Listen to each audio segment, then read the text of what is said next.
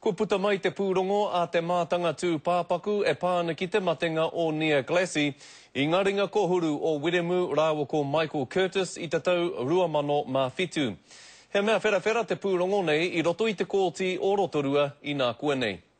Mai te whare here ki te kōti, I tū anō a Lisa Kuka, te māma o Nia Glassy, arā ki te whakahoki I ngā pātai maha I tukua ki aia. Mo te āhua I kaha tūkeno hia I taua kōhungahunga, e ōna kaitiaki I roto o ngā marama I mua atu o tana mate. What were the household circumstances and how were they created in which Nia suffered violence at the hand of close family caregivers? Hei tā kuka anō, ka rerawa nei I paku tau te whakaaro. Arā, I te kaha tūkino hamahama hia kē tana tamaiti, e te hunga e tika ana, he kaitiaki kē mōna. I wouldn't have been in their relationship, let alone in that same household, if I knew what was happening to my daughter.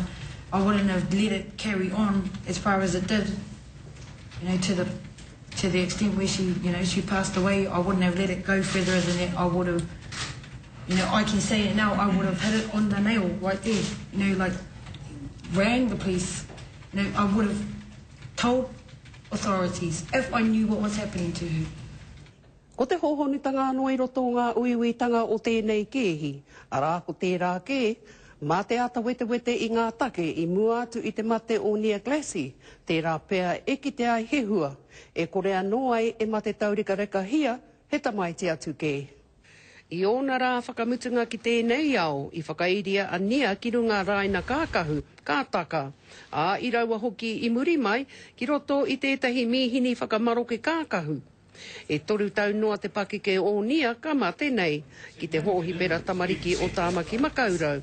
I tēnei wā kei te haere tonu ngā uiui. Ko Hinerangi Goodman, mō te karere.